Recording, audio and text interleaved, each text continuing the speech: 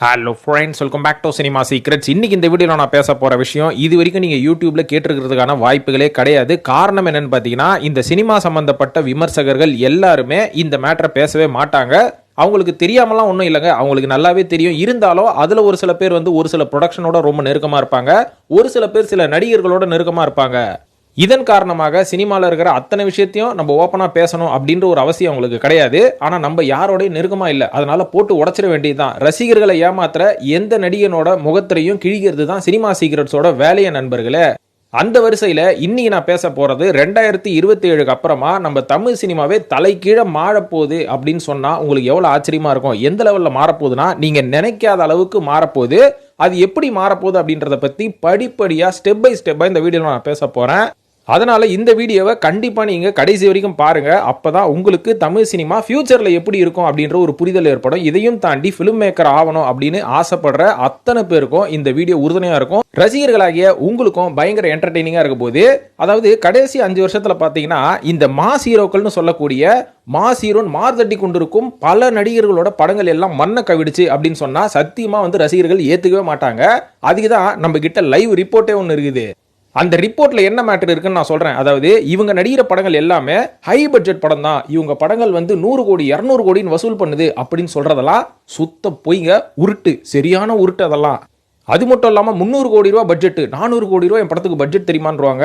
ஆனால் அந்த மாதிரி பட்ஜெட்லாம் இவங்க பெருசாக செலவு பண்ணுறதே கிடையாது. நம்மள மாதிரி அப்பாவிகள் தான் தேட்டரில் உட்காந்துக்கிட்டு இந்த படத்துக்கு இவ்வளோ செலவு பண்ணியிருக்காங்க அப்படின்னு வாயை பொழந்து பார்த்துட்டு இருப்போம். ஆனால் அதில் ஒரு 50% கூட இவங்க செலவு பண்ணியிருக்க மாட்டாங்க. காரணம் என்னன்னு பார்த்தீங்கன்னா, இந்த மாதிரி ஹை பட்ஜெட்டுன்னு சொல்லி அதிக காசுக்கு வித்துடலாம்ல, அதுக்கு பண்ணுற உட்டாலக்கடி வேலை தான் இது. ஒரு உதாரணத்துக்கு மாஸ் ஹீரோ நீங்க சொல்லக்கூடிய ரஜினி, கமல், விஜய், அஜித் இவங்களை மட்டும் எடுத்து பேசுவோம். ஃபர்ஸ்ட் நம்ம விஜய் அவர்களை பத்தி பேசுவோம். விஜய் அவர்கள் கடைசியாக கடந்த 5 வருஷத்துல ஒரு 4-5 படம் கொடுத்திருப்பாரா? அந்த படத்தோட நிலைமை என்னன்னு பாப்போமா? கோட்ல இருந்து பாப்போமா? கோட் 400 கோடி ரூபாய் பட்ஜெட் அப்படின்றாங்க. ஆனா கலெக்ஷன் எவ்வளவு தெரியுங்களா? 450 கோடி அப்படின்ற மாதிரி சொன்னாங்க. 400 கோடி ரூபாய் போட்டு 450 கோடி ரூபாய் கலெக்ஷன் பண்ணா ப்ராஃபிட் வரும் 50 கோடி தானா? 50 கோடிக்காடா இத்தனை வருஷம் கஷ்டப்பட்டு இவ்வளவு பெரிய ஹீரோக்களெல்லாம் வச்சு படம் எடுத்தீங்க டேய் அப்படின்ற மாதிரி ரசிகர்கள் கேட்பாங்க. நான் கேட்க முடியாது. இதுக்கப்புறம் லியோ அப்படின்ற ஒரு படம் பண்ணாரு, 400 கோடி ரூபாய் பட்ஜெட் அதுக்கும். ஆனா அது கலெக்ஷன் பண்ணது 500 கோடி ரூபாய். இந்த படத்துக்கும் 1 வருஷம் ஆச்சு. ஏகப்பட்ட ஹைப்பெல்லாம் கிரியேட் பண்ணி 400 கோடி ரூபாய் போட்டு வெறும் 100 கோடி ரூபாய் எடுத்தீங்க. இது கூட பரவாயில்லைங்க. வாரிசுன்னு ஒரு படம் பண்ணாங்க, 280 கோடி ரூபாய் கலெக்ஷன். அந்த வீடெல்லாம் பார்த்தீங்கன்னா, அந்த வீடு பூலோகத்தில் தான் இருக்குதா இல்லை அவதார் ஊரில் இருக்குதா அப்படின்னு தெரியாது. அந்த அளவுக்கு ஒரு பிரம்மாண்டமான வீடு செட்டெல்லாம் போட்டு எடுத்தாங்க 280 கோடி ரூபா கொடுத்து. ஆனால் அந்த படத்தோட கலெக்ஷன் 290 கோடி ரூபா. 10 கோடி ரூபா கலெக்ஷனா? இவ்வளவு ஏன் பேக்வேர்ட்ஸில் போகிறோம் பாருங்க. பீஸ்ட்னு ஒரு படம் தெரியல, 150 கோடி ரூபா அந்த படத்தோட பட்ஜெட்டு. ஆனால் அந்த படம் 216 கோடி ரூபா கலெக்ஷன் பண்ணிச்சுன்னாங்க. கிட்டத்தட்ட பார்த்தா ஒரு 60 கோடி ரூபா தான் அதோட ப்ராஃபிட்டுங்க. பாருங்களேன், 60 கோடி ரூபா ப்ராஃபிட்டுக்கு இவ்வளோ மெனக்கெடல். ஆனால் இந்த இயக்குனரை பாராட்டணும். ஒரே ஒரு மாலில் வச்சு எல்லாம் லோ பட்ஜெட் ஆளுங்களை வச்சு விஜய்க்கு மட்டும் அதிக சம்பளம் கொடுத்து எடுத்தார் பார்த்தீங்களா? அதனால இவரை பாராட்டலாம். இதுக்கு முந்தைய இயக்குனர்களோட கம்பேர் பண்ணா. இதில் மாஸ்டர் 135 கோடி ரூபா செலவு, 200 கோடி ரூபா கலெக்ஷன், தேட்டரிக்கல் கலெக்ஷனு. அந்த காலகட்டத்தில் தேட்டரில் யாருமே விடலை. இருந்தாலும் தேட்டரு, ஓவர்சீஸ், லொட்டு லொசுக்குன்னு சேர்த்து 65 கோடி ரூபா பட்ஜெட்டு, 65 கோடி ரூபா கலெக்ஷன் பண்ணிதான் அந்த படம். ஸோ மாஸ் ஹீரோன்னு சொல்லக்கூடிய விஜய் அவர்கள் நடிக்கும் படங்களிலேயே 100 கோடி ரூபா கலெக்ஷன், 100 கோடி ரூபா நெட் ப்ராஃபிட் பார்க்கறது ரொம்ப ரொம்ப கஷ்டமா இருக்குது இல்லையா? சரி, எதுக்கு விஜயோட விடணும்? இந்த பக்கம் நம்ம ரஜினி அவர்கள் கிட்ட போவோம். ரஜினி அவர்கள் கூலி அப்படின்ற ஒரு படம் பண்ணார் பார்த்தீங்களா? 400 கோடி ரூபா பட்ஜெட்டு. இதில் அத்தனை ஹீரோக்கள் நார்த்ல இருந்து சவுத்து, தென்னார்காடு, வட ஆற்காடு அப்படின்னு எல்லாரையும் கூட்டு வந்தாங்க. ஆனால் அந்த படமே பார்த்தீங்கன்னா கலெக்ஷனு 514 கோடி ரூபான்றாங்க. ஸோ 114 கோடி ரூபா தான் இத்தனை ஹீரோக்களை போட்டுப்பா. அதுக்கப்புறம் வேட்டைன்னு ஒரு படம் பண்ணாரு, 300 கோடி ரூபா பட்ஜெட். ஆனால் கலெக்ஷன் பண்ணது 260 கோடி ரூபா. ஸோ லாஸ், படம் 40 கோடி ரூபா loss. Mass hero super star Rajinikanth அவர்கள். இந்த பக்கம் அஜித் கிட்ட வருவோம். குட் பேட் அக்லி அப்படின்ற ஒரு படம் பண்ணாங்க பார்த்தீங்களா? 270 கோடி ரூபா பட்ஜெட். செம்ம இட்டு தெரியுமா அந்த படம்? இந்த படம் என்ன மாதிரி இட்டு தெரியுமா? வேற லெவல் மேஷப் தெரியுமா அப்படின்ற மாதிரி சொன்னாங்க. ஆனால் அஃபிஷியலி இந்த படம் 240 கோடி ரூபா தான் கலெக்ஷன் பண்ணியிருக்கு அப்படின்ற மாதிரி அஃபிஷியலி சொல்லிட்டாங்க, நான் சொல்லலை. அப்போனா ஆப்வியஸ்லி இந்த படமும் ஃப்ளாப்பு, அதாவது பிலோ ஆவரேஜ் அப்படின்ற மாதிரி சொல்லிடலாம். விடாமுயற்சின்னு ஒரு படம் பண்ணாரு, 350 கோடி ரூபா கலெக்ஷன். ஒரே ஒரு ரோடு, ஒரு அம்மரு, 4 நடிகர், அஜித், த்ரிஷா, அர்ஜுன், இதுக்கு மட்டும் 350 கோடி ரூபாவா கலெக்ஷன்? எவ்வளோ தெரியுமா? 135 கோடி ரூபா தான் கலெக்ஷன். அட்ரு ஃப்ளாப் இந்த படம். ஸோ இந்த பக்கம் நம்ம சிவகார்த்திகேயன் மதராசி 200 கோடி ரூபா. மாஸ் ஹீரோ லிஸ்ட்ல இந்த ஆளையா சேர்த்த? விடுங்க, அவனே வாலின்ற நானும் ரவுடி தான்ற மாதிரி ஜீப்பில் ஏறிட்டான் அப்படின்ற மாதிரி இவரே நம்ம சேர்த்துக்கலாம். 200 கோடி ரூபா மதராசி படத்துக்கு. இதுக்கு 200 கோடி ரூபா தெரியல. ஆனால் கலெக்ஷன் பண்ணது வெறும் 100 கோடி ரூபா தான். ஸோ இந்த பக்கம் நம்ம கமலஹாசன் மற்றும் சிம்பு நடித்த தக் லைஃப் படத்துக்கு 300 கோடி ரூபா பட்ஜெட்டு, 97 கோடி ரூபா தான் கலெக்ஷனே பண்ணிச்சு. நம்ம தனுஷ் அவர்கள் நடித்த குபேரா 180 கோடி ரூபா பட்ஜெட் 115 கோடி ரூபா தான். இதுல இருந்து என்ன தெரியுதுன்னா, இதுக்கு முன்னாடி நான் சொன்ன படங்கள் எல்லாமே மைனஸ்ல தான் போயிட்டு இருக்குது போட்ட பட்ஜெட்டோட. இவ்வளவு ஏன் நம்ம சூர்யாவை விட்டம் பாருங்க, கங்குவா யாராலையும் மறக்க முடியாது, 350 கோடி ரூபான்னு சொல்லி மார்தட்டி கொண்டார் அந்த படத்தின் தயாரிப்பாளர். மேடையிலே சொன்னாரு, இது 1000 கோடி ரூபா கலெக்ஷன் பண்ணா வீட்டில் வைக்கிறதுக்கு இடம் இல்லைங்க காசை, இதுக்காக நான் தனி வீடு வாங்கணும் பொழுது 4 பீரோ எக்ஸ்ட்ரா வாங்கணும், 2 லாரி வாங்கணும் அப்படின்ற மாதிரி சொல்லிட்டு இருந்தாரு காசை வைக்கிறதுக்கு. ஆனால் 106 கோடி ரூபா தான் கலெக்ஷன் பண்ணிச்சு இந்த படம். அதுக்கப்புறம் அவர் ஆளையே காணாம்பா. ஆனா இந்த மாதிரி மாஸ் ஹீரோவோட படங்கள் இந்த அளவுக்கு மண்ணை கவும் போது ஒரு பக்கம் சைலண்டா சம்பவம் பண்ணிட்டு இருக்குது கண்டென்ட் படங்கள். அதுல வந்து உதாரணத்துக்கு லவ் டுடே சொல்லலாம். 5 கோடி ரூபா கலெக்ஷன், 5 கோடி ரூபா பட்ஜெட், 100 கோடி ரூபா கலெக்ஷன். அதே பிரதீப் நடிச்ச டிராகன் படம் 37 கோடி ரூபா பட்ஜெட், 150 கோடி ரூபா கலெக்ஷன். டியூடு 35 கோடி ரூபா பட்ஜெட், 100 கோடி ரூபா கலெக்ஷன். சரி விடுங்க, பிரதீப் ரங்கநாதனுங்கிற ஒரு மார்க்கெட் வந்துருச்சுல, அதனால இவன் என்னத்தை நடிச்சாலும் போய் பார்ப்பாங்க அப்படின்ற மாதிரி ஒரு பக்கம் இருக்கிறாங்க. டூரிஸ்ட் ஃபேமிலி சசிகுமார் அவர்கள் டீசெண்டா நடிச்ச படம் 7 கோடி ரூபா அந்த படத்துக்கு பட்ஜெட் சொல்றாங்க. ஆனா அது 7 கோடி ரூபா கூட ஆயிருக்குமான்னு எனக்கு தெரியாது. ஆனா 90 கோடி ரூபா கலெக்ஷன் பண்ணிக்குது. விஜய் சேதுபதி அவர்களோட வரலாறுலேயே ரொம்ப தரமான படம் மகாராஜா 20 கோடி ரூபா பட்ஜெட், 140 கோடி ரூபா கலெக்ஷன். டிமாண்டி காலனி ஒரு சின்ன பேய் கண்டென்ட் தான், அதை சுவாரஸ்யமாக கொடுத்தனால டிமாண்டி காலனி 2 15 கோடி ரூபா பட்ஜெட் போட்டு 85 கோடி ரூபா கலெக்ஷன். போர் தொழில் அப்படின்ற ஒரு சூப்பரான கிரைம் படம் 50 கோடி ரூபா கலெக்ஷன் பண்ணியிருக்கு. இதே மாஸ் ஹீரோ சிவகார்த்திகேயன் அவர்கள் கதைக்களத்தோட நடிச்சனால மாவீரன் அப்படின்ற படம் 35 கோடி ரூபா வந்து பட்ஜெட் போட்டாலும் 89 கோடி ரூபா கலெக்ஷன் பண்ணியிருக்கு. தனுஷ் அவர்கள் இந்த மாஸ் இமேஜ் எல்லாம் விட்டுட்டு திருச்சிற்றம்பலம் அப்படின்ற ஒரு டீசென்டான ஃபேமிலி படம் பண்ணாரு. அந்த படமும் 100 கோடி ரூபாய் கலெக்ஷன் பண்ணியிருக்கு. ஸோ இதுல இருந்து என்ன தெரியுதுன்னா, கடந்த 5 வருஷத்துல கொஞ்சம் கொஞ்சமா தமிழ் ரசிகர்களோட அந்த ரசிப்புத்தன்மை கண்டென்ட்டை நோக்கி போகுது. இந்த மாஸ் ஹீரோ செலிப்ரேஷன், என் ஹீரோ ஸ்கிரீன்ல வந்து நின்னுட்டாலே அவன் படத்தை நான் ஓட வைப்பேன் அப்படின்ற மூட நம்பிக்கைகள் கொஞ்சம் கொஞ்சமா நகுது கண்டென்ட் நல்லா இருந்தா அந்த படத்தை நாங்கள் செலிப்ரேட் பண்ணுவோம் அப்படின்ற மாதிரி ரசிகர்களோட மனநிலை மாறினால அடுத்த 2 வருஷத்துல தமிழ் சினிமால ஏகப்பட்ட மாற்றங்கள் வரப்போது வந்துகிட்டே இருக்குது. ஆனா இன்னும் 2 வருஷத்துல நான் சொல்றதை நோட் பண்ணி வச்சுக்கோங்க, இந்த அளவு மாற்றங்கள் கண்டிப்பாக இருக்கும். இது ப்ரெடிக்ஷன்லாம் கிடையாது. எனக்கு தெரிந்த ஒரு சில வல்லுநர்கள் மற்றும் என்னோட நண்பர்கள் நிறைய பேர் தியேட்டர்ல ஒர்க் பண்றாங்க. நிறைய பேர் பார்த்தீங்கன்னா டிஸ்ட்ரிபியூஷன் சைடில் ஒர்க் பண்ணுறாங்க. ஒரு சில பேர் வந்து ஓடிடி தளத்திலே ஒர்க் பண்ணுறாங்க. இவங்க எல்லார்கிட்டையும் பேசி என்ன நடந்துட்டு இருக்கு அப்படின்ற ஒரு இன்ஃபர்மேஷனை சேகரித்து தான் இதில் நான் சொல்கிறேன் நண்பர்களே. இது என்னோட தனிப்பட்ட கதை கிடையாது. நம்மள இந்த வீடியோ சேவ் பண்ணி வச்சுக்கோங்க. 2027 மிட் ஆஃப் த இயருக்கு அப்புறமா நான் சொல்கிறதெல்லாம் நடக்கலைன்னா மறுபடியும் வந்து இதே வீடியோவில் கமெண்ட்ல என்ன கழுவி ஊற்றலாம். ஸோ இப்போ முதலாவதான மாற்றம் என்ன வரும் அப்படின்ற மாதிரி பார்த்தீங்கன்னா, இன்னைக்கு இருக்கக்கூடிய ஹீரோக்கள் ஒரு சில பேர் மட்டும் ப்ராஃபிட் ஷேரிங் அப்படின்ற ஒரு பேசிஸில் படம் பண்ணிட்டு இருக்காங்க. மாஸ் ஹீரோக்கள் தான் சொல்கிறேன், சின்ன சின்ன ஹீரோக்களும் அந்த மாதிரி பண்ணிட்டு இருக்காங்க. ஆனால் காலப்போக்கில் இந்த வருஷத்தோட இறுதியில் எல்லா ஹீரோக்களும் ப்ராஃபிட் ஷேரிங்கில் அப்படின்ற மாதிரி தான் படம் பண்ணுவாங்க. அது என்ன ப்ராஃபிட் ஷேரிங் அப்படின்ற மாதிரி சொன்னீங்கன்னா, இன்னைக்கு இருக்கக்கூடிய பல மாஸ் ஹீரோக்கள் எனக்கு முழு சம்பளத்தை எடுத்து வை, அப்போ தான் நான் ஷூட்டிங்க்கு வருவேன். அது 100 கோடியாக இருந்தாலும் சரி, 200 கோடியாக இருந்தாலும் சரி, அதை கொடுத்தா தான் நான் ஷூட்டிங்க்கு வருவேன் அப்படின்ற மாதிரி அடம் பிடிக்கிற ஹீரோக்கள் நிறைய இருக்கிறாங்க. உதாரணத்துக்கு நம்ம அஜித் அவர்களை தான் சொல்லணும். ஏன்னா மற்ற ஹீரோக்கள் ஒரு சில நேரத்தில் ஃப்ளெக்சிபிளாக இருந்தாலும் அஜித் மட்டும்தான் இன்னி வரைக்கும் கராரா 200 கோடி ரூபாவோ 150 கோடி ரூபாவோ எடுத்து ஃபுல்லாக வச்சு, அதான் அட்வான்ஸ் எல்லாம் கிடையாது, ஃபுல் அமௌண்ட்டை வை நான் ஷூட்டிங் வரேன் அப்படின்ற மாதிரி இருக்கிறவர். ஸோ இவரை பார்த்து பல நடிகர்கள் அந்த மாதிரி தான் இருக்கிறாங்க. ஆனால் இது எல்லாமே ஃபியூச்சரில் மாறும் அப்படின்ற மாதிரி சொல்லப்படுது. இதுக்கு ஒரு சிறந்த உதாரணமே என்னன்னு பார்த்தீங்கன்னா, இந்த மாதிரியான ஒரு மாற்றங்கள் ஏற்படுறதுனால தான் இன்னைக்கு இருக்கக்கூடிய மாஸ் ஹீரோக்கள் எல்லாருமே ஃபியூச்சரை நோக்கி ஓடிட்டு இருக்காங்க. இப்போ விஜய் அவர்கள் எதனால அவசரமா பாலிடிக்ஸ் போறாரு அப்படின்றதுக்கு நாட்டு மக்களின் நலன் கருதி அப்படின்ற மாதிரி சொன்னாலுமே கூட இவரோட மார்க்கெட் கொஞ்சம் கொஞ்சமா டல் ஆகுது. ஃபியூச்சரை நோக்கி போறதுக்காக இந்த மாதிரி அடுத்த ஸ்டெப் எடுத்து வச்சு அரசியலுக்குன்னு போயாச்சு.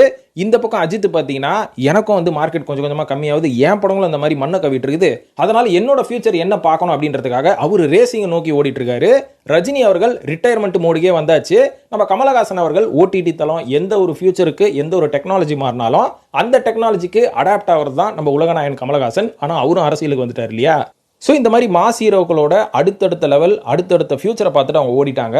ஸோ அதனால இனிமேல் படங்கள் அப்படின்றது வந்து இவங்களை பொறுத்த வரைக்கும் ஒரு பார்ட் டைம் ஜாப் தான். ஸோ அந்த பார்ட் டைம் ஜாபுக்காக நான் இவ்வளோ அமௌண்ட்டை டிமாண்ட் பண்ணுறதோட அந்த படத்திலேயே நான் இருந்துகிட்டு இருந்தால் தான் எனக்கு இருக்கிற ஃபாலோவர்ஸ் எனக்கு இருந்துகிட்டே இருப்பாங்க அப்படின்ற ஒரு ஐடியாவில் எல்லா நடிகர்களும் ஃபியூச்சரை நோக்கி போகிறதையும் தாண்டி ப்ராஃபிட் ஷேரிங்கில் படம் பண்ணுவாங்க. ஏன்னா ப்ராஃபிட் ஷேரிங் அப்படின்றது வந்து தமிழ் சினிமாவுக்கு புதுசாக இருந்தாலும் பாலிவுட்டில் ரித்திக் ரோஷன், ஷாருக் கான், ஆமீர் கான், சல்மான் கான் அப்படின்ற எல்லா நடிகர்களும் இன்னி வரைக்கும் ப்ராஃபிட் ஷேரிங்கில் தான் படம் பண்ணிட்டு இருக்கிறாங்க. இதை கேட்ட உடனே புது புது இயக்குநர்களுக்கெல்லாம் ஒரே பூரி போயிடும். அடடா ப்ராஃபிட் ஷேரிங்கா, அப்போ இவங்களெல்லாம் வந்து இயக்கிறதுக்கு ஒரு 100 கோடி ரூபா பேக்கெட்டில் இருக்கணும்னு அவசியம் கிடையாது, ஒரு 10 கோடி ரூபா கடனை கூடனா வாங்கி அவங்களுக்கு அட்வான்ஸாக கொடுத்து படத்தில் நடிக்க வச்சிடலாம் அப்படின்னா அதுதான் நீங்கள் ப்ரெடிக்ட் பண்ணுறது தப்பு. ஏன்னா இந்த ஹீரோக்கள் என்னதான் ப்ராஃபிட் ஷேரிங்கில் ஒரு சின்ன அமௌண்ட்டை வாங்கிட்டு படத்தில் கமிட் ஆகி பேலன்ஸ் வந்து வர லாபத்தில் ஷேர் பண்ணிக்கலாம் அப்படின்ற ஒரு ஐடியாவில் இருந்தாலும் நீங்கள் எடுத்துகிட்டு போய் கொடுக்குற கதையெல்லாம் அவங்க ஓகே சொல்ல மாட்டாங்கோ. அதுக்கு பதிலாக அவங்க கிட்ட ஒரு ஸ்ட்ராட்டஜிக்கல் டிபார்ட்மெண்ட்டே வச்சிருப்பாங்க. அந்த டிபார்ட்மெண்ட்டில் எல்லா வல்லுநர்களும் இருப்பாங்க. எந்த கதை ஓடும், எந்த கதை இந்த ஹீரோக்கு செட் ஆகும், எந்த இயக்குனர் இந்த ஹீரோவை வச்சு அடுத்தது படம் பண்ணணும், எந்த தயாரிப்பாளர்கிட்ட இந்த ஹீரோ நடிக்கணும் அப்படின்றதெல்லாம் அந்த ஹீரோவே ஒரு தனி டீமே வச்சிருப்பாரு, ஒரு ஐடி விங் செட்டப்பில். ஸோ அந்த ஹீரோ ப்ராஃபிட் ஷேரிங்கில் பண்ணுறதா இருந்தாலும் இந்த ப்ரொடக்ஷன் தான் என்னை வச்சு படம் பண்ணணும், இந்த டேரக்டர் கிட்ட தான் நான் அடுத்தது படம் பண்ணுவேன், இந்த ஹீரோயின் தான் நடிக்கணும் அப்படின்றத டிசைட் பண்ணுறது எல்லாமே இந்த ஹீரோ தான். நம்ம கிட்ட நல்ல கதை இருக்குது அப்படின்னு சொல்லி அந்த ஹீரோ கிட்ட போய் அப்ரோச் பண்ணுறது அப்படின்றது மிகப்பெரிய முட்டாள்தனத்தையும் தாண்டி வாய்ப்பே இல்லை ராஜா. அதனால் இந்த ஹீரோக்கள் என்னதான் ப்ராஃபிட் ஷேரிங்னு பண்ணாலும் இந்த சின்ன சின்ன இயக்குநர்களுக்கு எப்போவுமே கிடைக்கிற அந்த ஆப்பு கிடைச்சிக்கிட்டே தான் இருக்க போகுது. இவங்க கிட்ட நெருங்கிறதுக்கான வாய்ப்பு இன்னும் கொஞ்சம் தள்ளி தான் போகுது அப்படின்ற மாதிரி சொல்லுவேன். பட் இருந்தாலும் யார் இவர்களை நெருங்க முடியும் அப்படின்ற மாதிரி பார்த்தீங்கன்னா மிகப்பெரிய கார்பரேட்டுகள் தான் இவங்களை நெருங்க முடியும். அது மட்டும் இல்லாமல் இவங்க அந்த சம்பளத்தை வந்து நான் ஒரு 10% வாங்கிக்கிறேன், 20% வாங்கிக்கிறேன் அப்படின்றதெல்லாம் இவங்களோட காசை போட்டு அதிலிருந்து ஒரு ஷேர் இவங்களே எடுத்துக்கிறதா தான் அர்த்தம். அதனால் இனிமேல் இந்த நடிகர்களை நம்பி இந்த நடிகர்களுக்காக எந்த ஒரு ப்ரொடக்ஷன் கம்பெனியும் வந்து காசு செலவு பண்ண போகிறது கிடையாது. இவங்களாவே ஒரு ப்ரொடக்ஷன் கம்பெனியை ஓப்பன் பண்ணி இவங்களோட பினாமியாக அவங்கள உட்கார வச்சு இவங்களோட காசை வச்சு இவங்க படம் பண்ணி இதுக்கு வந்து இவங்களே வந்து ஒரு கணக்கு காமிச்சு இதுக்கான சம்பள கணக்கையும் இவங்களே காமிச்சு ரொம்ப குழப்பமாகுது இல்லைங்க. இப்படி தான் நம்மளை வந்து ஆட்டி வைப்பானு இவங்கெல்லாம். ஸோ சிம்பிளாக சொல்ல போனால் இவங்க எல்லாம் ப்ராஃபிட் ஷேரிங்கில் தான் பண்ணுவாங்க. ஆனால் நீங்கள் நினைக்கிற ப்ரொடக்ஷன்லையோ அதுக்கப்புறம் நீங்கள் நினைக்கிற இயக்குநர்கள்கிட்டயோ அவங்க படம் பண்ண மாட்டாங்க. அதை டிசைட் பண்ணுறதுக்கும் ஒரு டீம் இருக்கும் அப்படின்னு நான் சொல்லிடுறேன் நண்பர்களே. இப்போ அடுத்ததான் நம்ம யாரை பற்றி பேசலாம் அப்படின்னு பார்த்தீங்கன்னா வேற யாரை பற்றி, விஜய் அஜித்தை பற்றி பேசிடுவோம். இந்த ப்ராஃபிட் ஷேரிங் அப்படின்றதையும் தாண்டி இவங்க இனிமேல் வந்து எடுக்கக்கூடிய இயக்குனர்கள் தயாரிப்பாளர்கள் எல்லாமே இவங்க பக்காவாக அனலைஸ் பண்ணி தான் பண்ணுவாங்க.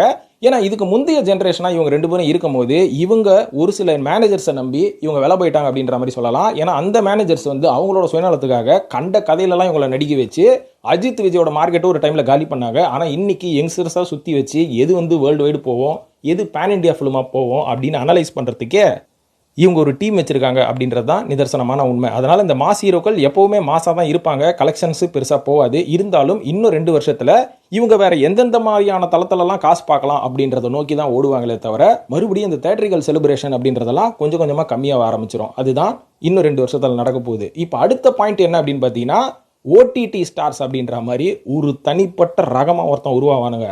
அது என்ன ஓடிடி ஸ்டார்ஸ் அப்படின்னா இப்போ influencer stars, Instagram stars, YouTube stars அப்படின்ற மாதிரி நம்ம லேபிள் குத்துறோம்ல. ஆனால் ஓப்பனாக சொல்ல போனால் இந்த யூடியூப் ஸ்டார்ஸ், இன்ஸ்டாகிராம் ஸ்டார்ஸ் யாருக்குமே திறமை அப்படின்றது ஒன்றும் கிடையாது. இவங்க ஆன் ஸ்க்ரீனில் மொபைலில் ஆடுறதை வச்சு இவங்களுக்கு இதுதான் திறமை அப்படின்ற மாதிரி நம்ம எதையும் கெஸ் பண்ண முடியாது. ஏன்னா நீங்கள் மொபைலில் ஒரு விஷயத்தை ரெக்கார்ட் பண்ணும்போது இது உங்களோட ஓன் மொபைல், ஓன் டைமிங், யாரும் காசு போட தேவையில்லை, எவனுக்காகவும் நீங்கள் செஞ்சு தர தேவையில்லை, உங்களோட ஓன் ஜாலியாக நீங்கள் பண்ணுறீங்க. அதை வந்து நம்ம திறமைன்னு கன்சிடர் பண்ண முடியாது. இது பணத்துக்காக மற்ற ஒருத்தனுக்காக நீங்கள் பண்ணும்போது அவனோட டைம் லிமிட்டில் நீங்கள் பண்ணும்போது இதையே நீங்கள் திறமையாக பண்ணிட்டீங்கன்னா அதுதான் உங்கள் திறமை. ஆனால் அவனோட டைம் லிமிட்குள்ளே உங்களால் பண்ண முடியலன்னா அது திறமை கிடையாது, வேஸ்ட் ஆஃப் டைம். ஸோ அதனால் இவங்களெல்லாம் ஸ்டார்னு கொண்டாட முடியாது. ஆனால் ஓடிடி ஸ்டார் அப்படின்ற மாதிரி ஒரு தனி டைப் ஆஃப் நடிகர்கள் மட்டும் உருவாவாங்க. இதுக்கு ஒரு சிறந்த உதாரணம் ஒரு சில பேருக்கு ஒரு சின்ன கேள்வியும் எழுப்போம். என்னங்க ஓடிடி ஸ்டார்ன்றீங்க, இன்னைக்கு எந்த தமிழ் படம் தேட்டருக்கு போகாமல் ஓடிடிக்கு டைரெக்டாக வருது அப்படின்ற மாதிரி கேட்டிங்கன்னா நல்ல கேள்வி. ஏன்னா இன்றைக்கி சமீப காலத்தில் கடந்த ஒரு 3 வருஷத்தில் எந்த படத்தையும் டைரெக்டாக ஓடிடி வாங்குறது கிடையாது, அப்பார்ட் ஃப்ரம் வெப் சீரிஸ் அப்படின்ற மாதிரி சொல்லலாம். காரணம் என்னென்னு பார்த்தீங்கன்னா இன்றைக்கி ஓடிடி தளத்துக்கிட்ட எந்த படத்தை கொடுத்தாலும் வாங்கிடுவாங்கன்னு கண்ட குப்பை படத்தை எடுத்துகிட்டு போய் நேராக நீட்டுறனால அவங்க ஏற்கனவே வாங்கி வச்ச படத்தை ரிலீஸ் பண்ண முடியாமல் தத்தளிச்சிட்டு இருக்கிறாங்க பல ஓடிடி நிறுவனங்கள். அதனால் அந்த படத்தெல்லாம் ஃபஸ்ட்டு ரிலீஸ் பண்ணி நான் லாபம் பார்க்குறப்பா, அதுக்கப்புறம் புது படத்தை வாங்கிக்கிறேன். அப்படி இல்லையா, உன் படம் வந்து ரொம்ப தரமான படம் நினைக்கிறியா, தேட்டரில் போய் ரிலீஸ் பண்ணு, தேட்டரில் ஆடியன்ஸ் குவிஞ்சு அந்த படத்துக்கு நல்ல பேர் வந்துருச்சுன்னா நான் வாங்கிக்கிறேன் அப்படின்ற மாதிரி தமிழ்நாடு மற்றும் சவுத் இந்தியாவை சேர்ந்த ஒரு சில ஓடிடிகள் முடிவு பண்ணி வச்சுட்டாங்க. ஆனால் நார்த் இந்தியாவில் பார்த்தீங்கன்னா நிறைய படங்கள் டைரக்ட் ஓடிடி ரிலீஸ் ஆகுது. ஏன் ஹாலிவுட்லலாம் பார்த்தீங்கன்னா ஏகப்பட்ட படங்கள், பெரிய பெரிய ஸ்டார்ஸோட படம் கூட டைரெக்டாக ஓடிடியில் ரிலீஸ் ஆகுது.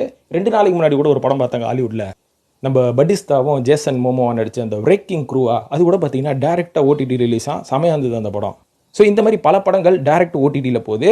ஆனால் நம்ம ஊர் பயபுள்ளைங்க படம் எடுக்கணும்னு நினைக்கிறவங்க எல்லாருமே ஹீரோ நல்ல ஹீரோவாக வேணும், ஸ்டார் வேல்யூ இருக்கணும், ஸ்டார் இருந்தால் தான் ஓடிடியில் வாங்கிப்பாங்க, ஸ்டார் இருந்தால் தான் தேட்டரில் வந்து படம் ஓடும் அப்படின்ற மாதிரியே ஒரு சின்ன குட்டைக்குள்ளேயே ஊரின மட்டைகளாக தெரிந்து கொண்டு இருக்கிறார்கள். இவங்களுக்கெல்லாம் ஒரு சின்ன எக்ஸாம்பிள் சொல்லிடுறேன். எனக்கு ஒரு நண்பர் ஒருத்தர் இருக்கிறாருங்க, அவர் பார்த்தீங்கன்னா அவரும் வந்து இயக்குனர் தான், சின்ன பட்ஜெட்டில் படம் பண்ணக்கூடியவர். சமீபத்தில் என்ன பண்ணார் தெரியுங்களா, ஒரு நல்ல பேய் கதை ஒன்று எழுதி அந்த படத்தை வந்து ஃபுல் அண்ட் ஃபுல் இங்கிலீஷ்லேயே எடுத்துட்டாரு.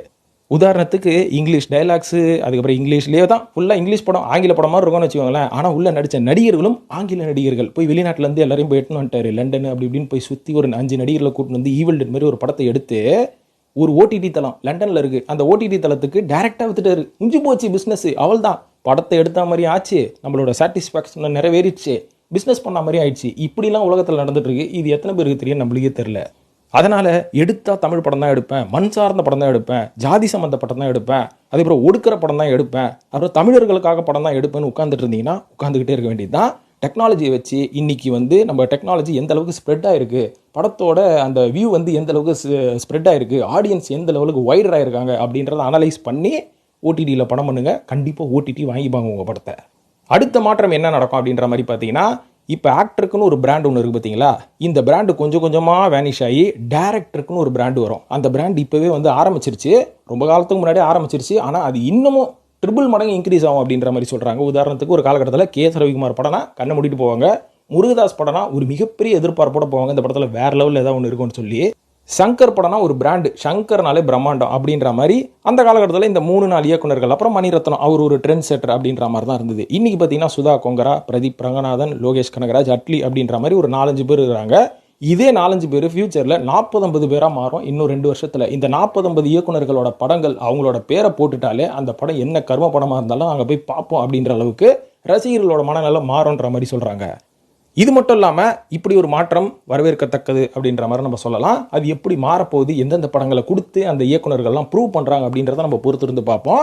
இதுக்கப்புறம் கடைசியாக ஒரு மாற்றங்கள் சொன்னாங்க. அது என்னன்னு பார்த்தீங்கன்னா, இப்போ இந்த ஏஐ நிறைய வந்துருச்சு, அதுக்கப்புறம் இந்த விஎஃப்எக்ஸ் இந்த மாதிரி நிறைய கிராஃபிக்ஸ் சம்மந்தப்பட்ட விஷயங்கள்.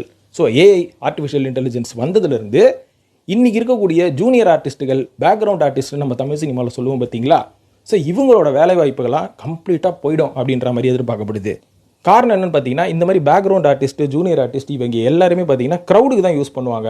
ஸோ அந்த க்ரௌட் டூப்ளிகேஷனை ஏஐ வச்சு பண்ணிடுவாங்க அப்படின்ற மாதிரி சொல்கிறாங்க. இது கொஞ்சம் கஷ்டமாக இருக்கிறது கேட்குறதுக்கு. ஏன்னா சினிமாவை நம்பி ஏகப்பட்ட வேலை வாய்ப்புகள் இருக்குது, இவங்களாம் அந்த சினிமாவை நம்பி தான் இருக்கிறாங்க. ஸோ இவங்களோட நிலமெல்லாம் எப்படின்னு தெரியல. அது மட்டும் இல்லாமல் பெரிய ஹீரோக்களை வச்சு எடுக்கக்கூடிய படங்கள் எடுத்துகிட்டு தான் இருப்பாங்க. எஸ்டாப்ளிஷ்டு நடிகர்கள், அவங்கள வச்சு நீங்கள் ஏஐயில் பெருசாக ஒன்றும் பண்ண முடியாது. சின்ன சின்ன ஒரு சீன்ஸ் எடுக்கலாமே தவிர த்ரூ அவுட்டாக அவங்கள வச்சு யூஸ் பண்ணால் தான் அந்த படம் குவாலிட்டியாக இருக்கும். ஃபுல்லாக ஏஐலையும் போக முடியாது. ஆனால் இந்த சின்ன நடிகர்களோட வாய்ப்புகள் தட்டி பறிக்கப்படுறதுக்கான வாய்ப்புகள் நிறையவே இருக்குது அப்படின்ற மாதிரி சொல்கிறாங்க. இன்னொரு ப்ளஸ் என்னன்னு பார்த்தீங்கன்னா, சின்ன பட்ஜெட்டில் ரொம்ப பிக் விஷுவல்ஸ், பெரிய பெரிய விஷுவல் காமிக்கிற அளவுக்கு இன்றைக்கி படம் கொடுக்கறதுக்கு நம்மளுக்கு நிறைய பிளாட்ஃபார்ம் வந்துருச்சு அப்படின்ற மாதிரி சொல்லப்படுது. விஎஃப்எக்ஸோட காஸ்ட்டெல்லாம் கொஞ்சம் கம்மியாகும். அப்போ ஒரு சில இயக்குனர்கள்லாம் நான் போய் அமெரிக்காவில் போய் விஎக்ஸ் பண்ணிட்டு வரேன்னு ஏகப்பட்ட காசை சுருட்டி கல்லா கட்டுருவாங்க பார்த்தீங்களா, அதெல்லாம் இனிமேல் நடக்கவே நடக்காது. ஃபாரினில் போய் சாங் எடுக்கிறேன்னு சொல்கிறதெல்லாம் நடக்காது. க்ரீன் மேட்டில் சூப்பராக விஷுவலாக கொடுத்து இங்கே எடுத்துரு அப்படின்ற மாதிரி சொல்லுவாங்க, ரொம்ப கம்மி செலவில். ஸோ அந்த மாதிரி டெக்னாலஜி பயங்கர இம்ப்ரூவ் ஆகிடும். சின்ன சின்ன இயக்குனர்கள் கூட சின்ன பட்ஜெட்டில் கூட நீங்கள் ஏஐ யூஸ் பண்ணி பிரம்மாண்டமான படங்களை கொடுக்கறதுக்கு வாய்ப்புகள் நிறையவே இருக்குது. அது இன்னும் 2 வருஷத்தில் இன்னும் கம்ப்ளீட்டாக வந்துடும் அப்படின்ற மாதிரியும் சொல்லப்படுது. அதனால் இந்த வீடியோவில் நீங்கள் கேட்டது எல்லாமே ஒரு ஃபிலிம் மேக்கராக பல பேருக்கு இது பயனுள்ளதாக இருக்கும். ரசிகர்களாகி உங்களுக்கும் எதை பார்க்குறதுனே தெரியாமல் ரொம்ப ஆச்சரியத்தோட, அதாவது ஒரு இலையில இந்த 300 வகை நான்வெஜ் வைப்பாங்க பார்த்தீங்களா, அந்த மாதிரி போகும்போது 300 வகை நான்வெஜ்ஜில் எந்த நான்வெஜ் நான் ஃபஸ்ட்டு சாப்பிட்றது லாஸ்ட்டு சாப்பிட்றது அப்படின்ற மாதிரி நீங்களே திகைத்து போய் நிற்க போகிறீங்க அப்படின்றது தான் நிதர்சனமான உண்மை.